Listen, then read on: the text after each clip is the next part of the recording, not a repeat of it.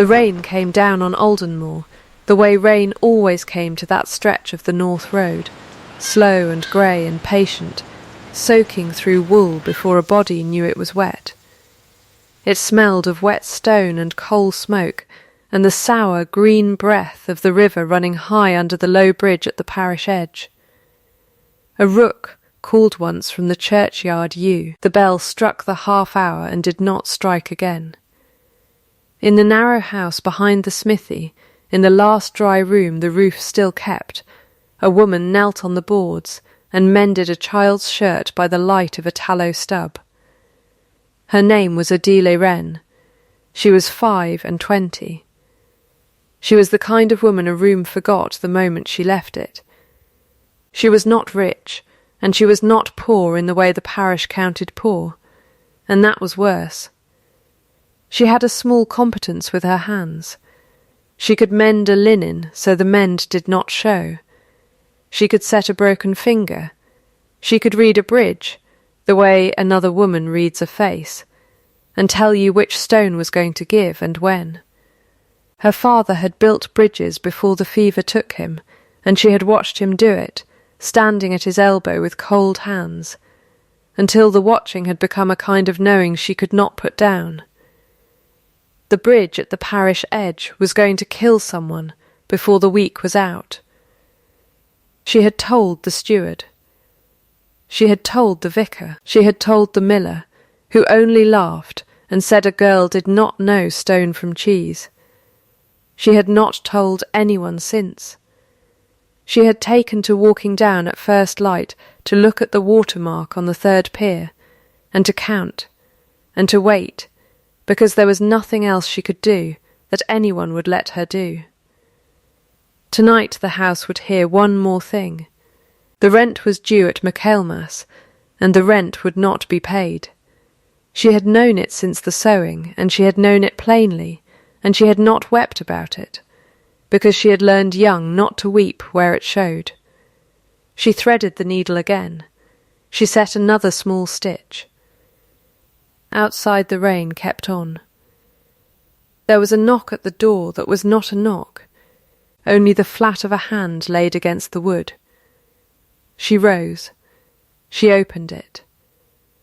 On the step stood a boy of perhaps 7, soaked to the shoulder, holding by the wrist a smaller boy, who was not standing well.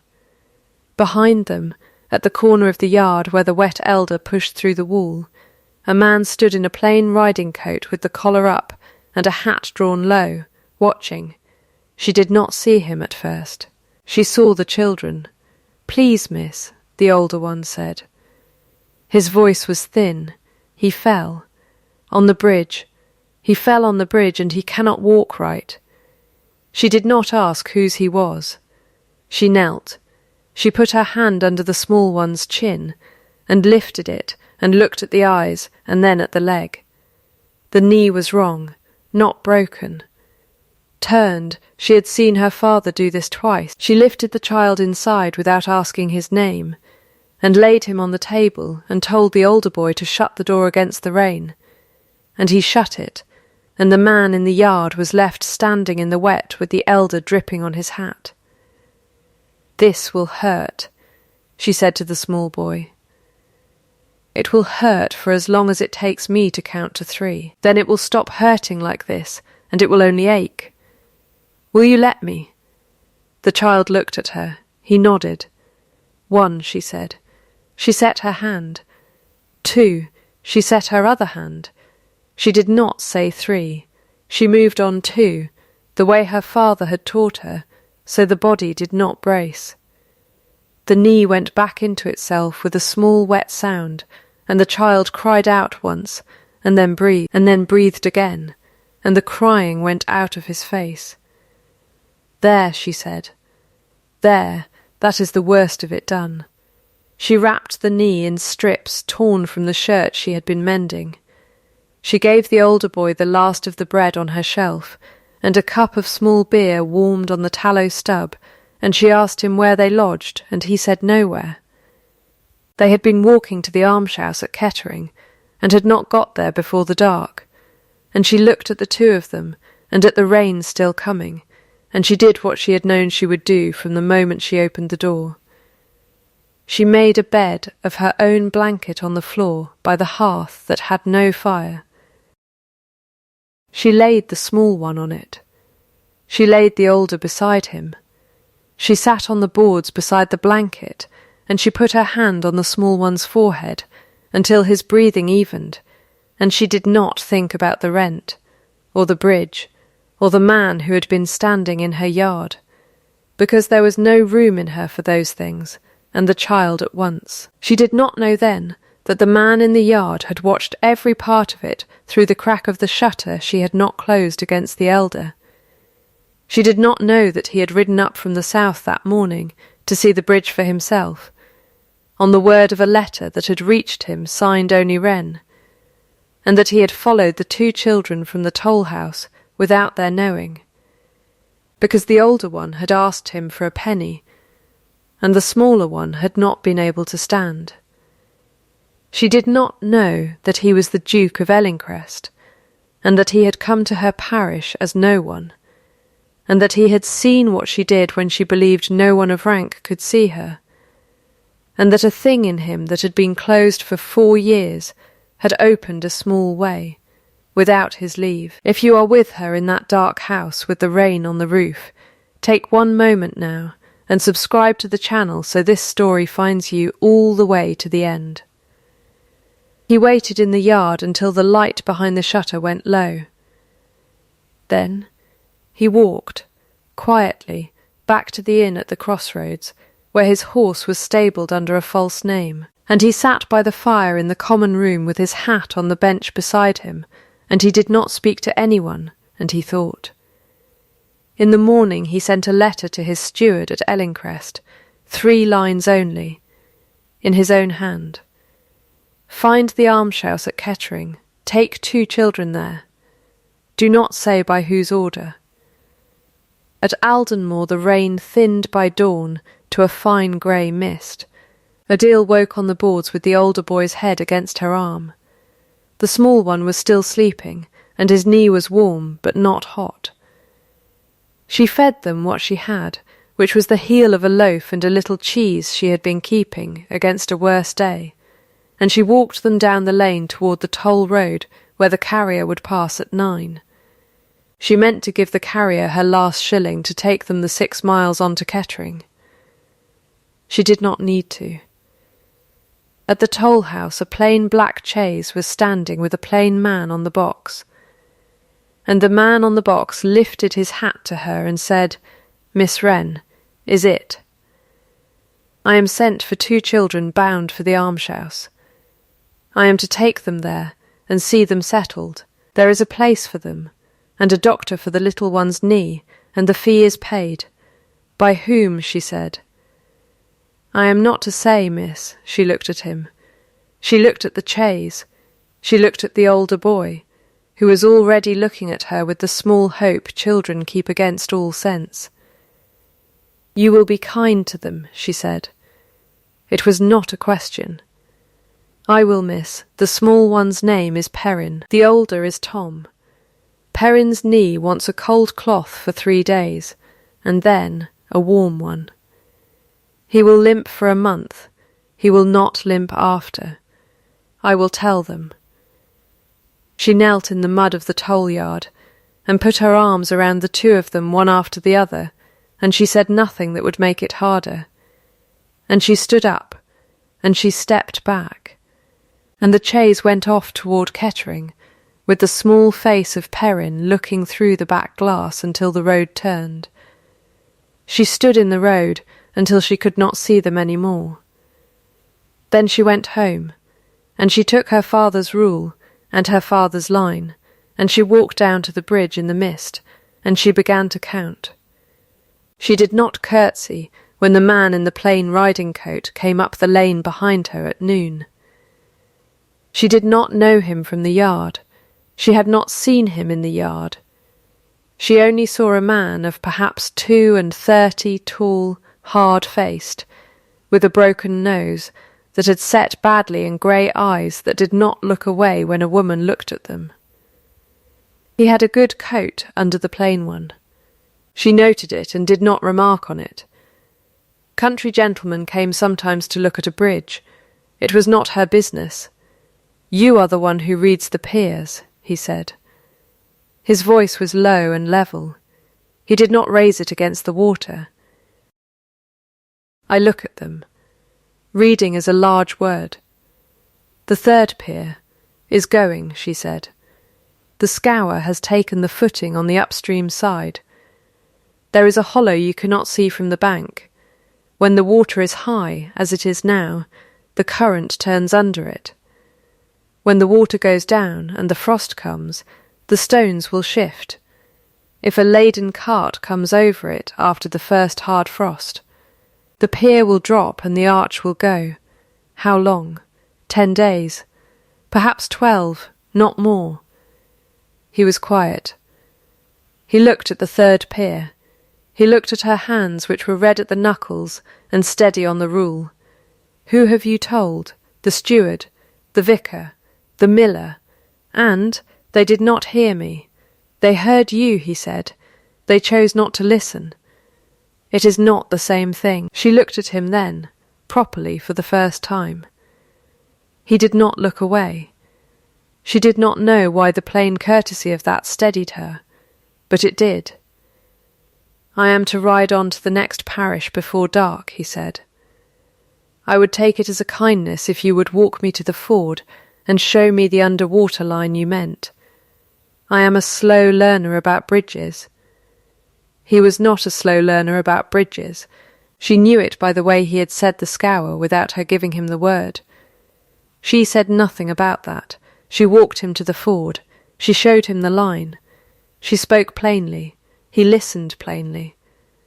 When they came back to the road, he took off his hat, which no gentleman had ever done to her at that road, and he said, "I am obliged to you, Miss Wren." He did not say by what name he was obliged. She noticed. She did not ask. He rode off south, and she went home. 2 mornings later, a carter came up the lane with a load of dressed stone, and a note that said the stone was for the third pier, delivered on the order of the parish, no fee owing. The steward came behind him within the hour, red in the face, saying he had ordered no such thing. He read the note. He read it again. He looked at Adele as if the note were her fault. He said the work would be done. He said nothing about who had paid. She did not ask. She stood in her doorway with the rain beginning again, and she watched the stone come down from the cart, and something in her that had been braced a long time let go a little, without her leave. For a week she did not see him. The stone went into the third pier under the mason from Kettering, who worked with 2 men and did not speak to her, and the water went down, and the frost did not come, and the bridge held. She walked past it every morning on her way to fetch water, and every morning she touched the parapet with the flat of her hand, once, the way a woman touches the shoulder of a horse she has cared for. She did not know why. On the 8th day the housekeeper of Ellingcrest came to her door. She was a woman of 60, small and neat, in a black stuff gown and a white cap, with eyes that missed nothing and a mouth that gave nothing away. Her name was Mrs. Halbrook. She had walked the 4 miles from the great house in the rain, and she was not wet, because she had known when to shelter. "Miss Wren," she said, "His Grace the Duke of Ellingcrest desires you will do him the favour of coming to the house on Thursday to look at a bridge in the park that is troubling him. He will send the gig. He asks that you name a fee. He asks that you name it high." Odale stood in her doorway. She said, "I do not know His Grace." "His Grace knows of you," said Mrs. Halbrook. "That is enough of an introduction for a bridge. I will not name a fee high. His Grace will be sorry to hear it. His Grace may pay me what he pays the mason from Kettering." Mrs. Halbrook looked at her a moment. Something moved at the corner of her mouth that was not quite a smile. "I will tell him," she said. He will not be surprised. The gig came on Thursday. The gig was plain. The driver was plain. The road wound up through beach and out onto a rise, and the house of Ellingcrest stood on the rise, long and low and grey, older than any story about it, with a park that fell away to a river that ran green under a stone bridge in 3 arches. She was set down at the bridge, not at the house. Mrs. Halbrook was waiting for her at the bridge, and standing at the bridge, in a good coat and no hat, with the wind lifting his hair off a forehead she had seen before, was the man from the ford. She looked at him. She did not curtsy. She did not speak. He did not smile. He met her eyes, and he took the small blow of it, and he said, "Miss Wren, I owe you an accounting of myself. I would rather give it to you here than in the house. You are the Duke. I am. You came to my parish. I did. Under another name, under no name. I gave none. I let your neighbours give me one. That is a kind of lie. I am sorry for it." She looked at the river. She looked at the 3rd arch, which was sound, which he had known was sound before he asked her to it. She looked at Mrs. Halbrook, who had gone a little apart to look at a swan on the water and to hear nothing. "Why?" she said. "There is a letter came to me at Michaelmas," he said. "Signed only Wren. It said the bridge at Eldenmore was going and that the parish would not listen. I did not know Wren. I meant to see the bridge and I meant to see who Wren was. I did not intend to be seen. Then there were 2 children in the road with a knee that was wrong and no one else near, and I stood where I could see what you would do. And I saw it. I saw all of it. I saw that you did not ask them whose they were. I saw that you did not ask a coin. I saw that you gave them the bread you were keeping against a worse day, and I saw you sit on the boards with your hand on the child's forehead until his breathing evened. I saw who you were when you believed no one of rank could see you. That is the only test that tells the truth. I did not mean to look at it. I looked at it. I am here because of what I saw." She did not answer at once. Her hands were very steady on the parapet. She made them stay so. "The stone at the 3rd pier," she said. "Mine, the chaise at the toll-house. Mine, Perrin Tom, at the almshouse at Kettering. The doctor has seen the knee. The knee will do. They will be schooled if they will take to it. Tom already reads a little. I am told the small one is asking for you. You asked not to be named. I did. Why? Because a thing done for a name is not the thing, and because I did not want you to be kind to me on account of it." She looked at him for a long moment. A rook called once from the beeches. She thought of her father, and of the shirt she had been mending, and of a small boy's face at the back glass of a chaise. She thought of the word plainly, which had been her father's word. "You should have told me at the ford," she said. "Yes, you should have taken your hat off in your own name. Yes, I do not know what to do with a duke." "You do not have to know," he said. "I did not ask you here to know. I asked you here because I wanted to say it in daylight, on a bridge, where a lie sounds like what it is. I have nothing else to ask of you today. You will be driven home when you wish. The fee for the parish bridge is the mason's fee, as you set it. It will be in your hand tonight." She stood on the bridge. The wind came up the river and moved the surface of the water in long, slow scales. She thought, I could go home now and never come back, and he would let me. She thought, that is why I will come back. She said, I will look at the arch on the far side. The middle stone is out of true. You will have seen it. I have seen it. You did not need me for it. I did not need you for it. I needed to see you again. I have said so plain, I will not say it plainer than that today. She walked to the far arch. She looked at the middle stone. It was out of true. She said so. She walked back. Mrs. Halbrook drove her home in the gig herself, and did not speak until the last mile, and then she said only, "He does not speak to women, miss, he has not, these 4 years." His last betrothed wept very prettily in company, and struck the scullery girl in the pantry when she thought no one heard. He learned. He is slow to unlearn. Do not mistake the slowness for coldness. That is all I will say. Then she was silent again, and set Adela down at her own door with a small nod, and drove away. The autumn came on. He did not press her. He wrote her 3 letters in 3 weeks, short, in his own hand, about bridges, and about a child at the almshouse who was asking for the woman with the cold hand. He signed them Ellingcrest. He asked no answer. He came once to the parish on business he did not invent, and he took his hat off in his own name to her at the door of the smithy, in front of the miller who had laughed, and the miller did not laugh. He asked her to walk with him as far as the ford. She walked with him as far as the ford. He did not touch her. He gave her the time.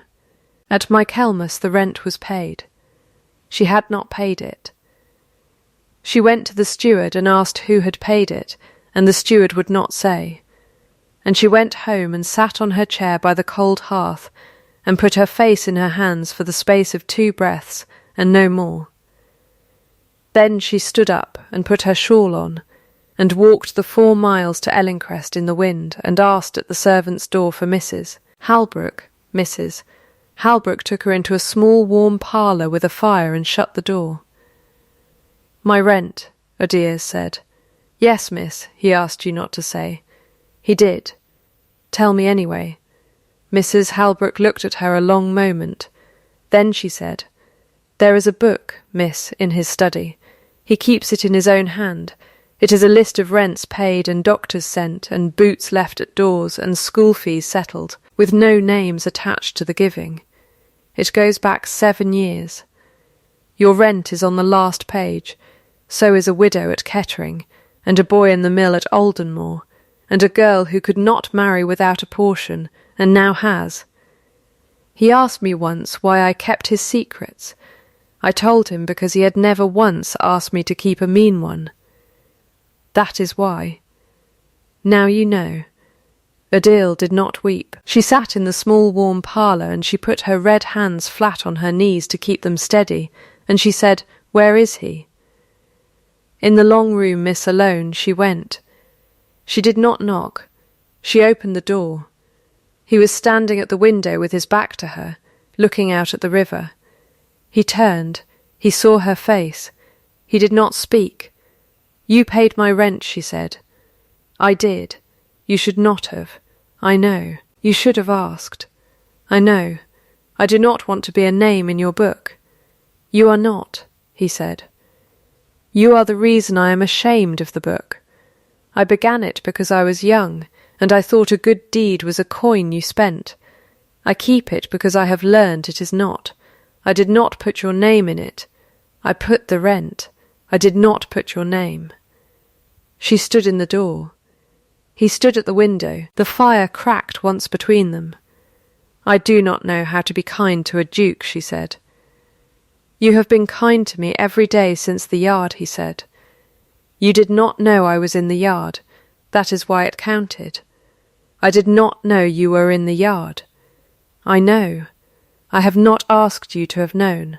I am asking you now to know it, and to stay in the room while I say the next thing, and not to answer it tonight." She stayed in the room. "I love you," he said. "I love you plainly. I love you for the bread you gave the child, and the boy's knee you set on the 2 count, and the shilling you would have paid the carrier. I love you for the note on the bridge that was signed only Wren, and for the fact that you did not curtsy at the ford, and for the fact that you came 4 miles in the wind tonight to ask me the truth to my face. I would not ask you to have me for the rent, or the stone, or the chaise. I would rather have your no freely given than your yes because you felt you must. I will ask you again in the spring. Your no will be as safe with me as your yes. Until the spring I will not ask. I will write about bridges, that is all." She looked at him.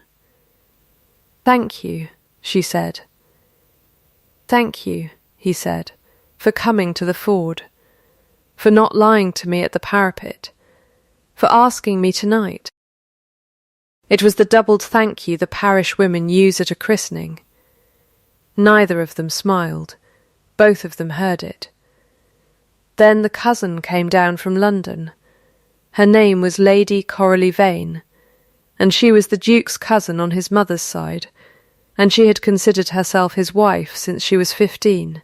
She had a laugh like 3 small bells struck in order, and she used it as another woman uses a fan. She came to Ellingcrest for the shooting, and she stayed for a fortnight, and she found Odile at the house on the second morning, in the small warm parlour, with Mrs. Halbrook, going over the accounts for the almshouse at Kettering, because that was the work he had asked her to do, and she had said yes to the work. Lady Coralie stood in the door and looked at her the way a woman looks at a stain on a good cloth. "So this is the bridge girl," she said. Her voice was very pretty. "Ellingcrest, you did not tell me she had red hands." "Oh, my dear, do not mind me, I only say what is true. It is a kindness in a way. A woman ought to know where she stands. I stand on a carpet, you stand in a puddle. It is not a cruelty to say so. It is geography. Mrs. Halbrook did not move." Odile set down her pen. She did not stand. She did not curtsy. She looked at Lady Coralie plainly, the way she had looked at the third peer. "My hands are red because I use them," she said. "Yours are white because you do not. That is also geography." The bell laugh came, 3 practised beats. "Oh," said Lady Coralie, "she has teeth. Ellingcrest, she has teeth. How rustic. Do you keep her for the entertainment, or is there some other use?" Coralie, the Duke said. He had come in behind her without her hearing. His voice was very quiet and very level. "You will apologise to Miss Wren. You will do it now. You will do it in front of Mrs. Halbrook, who heard you. Then you will go up and you will pack, and you will be gone from this house by 3. My carriage will take you as far as Bath. You will not come back into a room where Miss Wren is. You will not write of her. You will not speak of her. If I hear that you have, the allowance I have paid you these 6 years stops. That is not a threat. It is an accounting. Apologise." Lady Coralie's mouth opened. She closed it. She looked at him and saw that he meant every word plain. She said, in a voice that had gone small, "I beg your pardon, Miss Wren." "You have it," Odile said. "Do not use it again." Lady Coralie went out. The door shut. Mrs. Halbrook picked up her pen and set it down and picked it up. The Duke stood a moment. Then he walked to Odile and stopped at a careful distance and said, "I should not have let her into the room." "You did not know she was in the room. When you knew, you put her out. That is what a man does. It is what a decent man does." "Yes," she said. That she did not marry him at once. She went home to the parish and she thought. She walked the bridge in the frost and it held. She went to the almshouse at Kettering and saw Perrin, who limped a little and would not always, and Tom, who was reading better than the vicar, had thought a boy of that road could read. She sat with them on a bench in the sun, and Perrin put his head against her shoulder, the way a mare puts her head on a shoulder she trusts. She thought, this is the thing he saw. This is the thing he paid for. He did not pay for it to be his. He paid for it to be. In the spring he came to her door in the parish, and he took off his hat in his own name, and he said, "It is the spring." She said, "Come in." He came in. He sat where the light fell.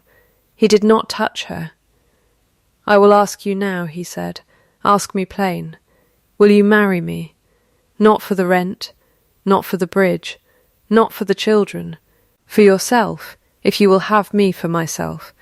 If you will not, say so, and I will go, and I will write about bridges until I die, and the rent will still be paid, and no one will know why. She looked at him. She looked at her hands, which were steady.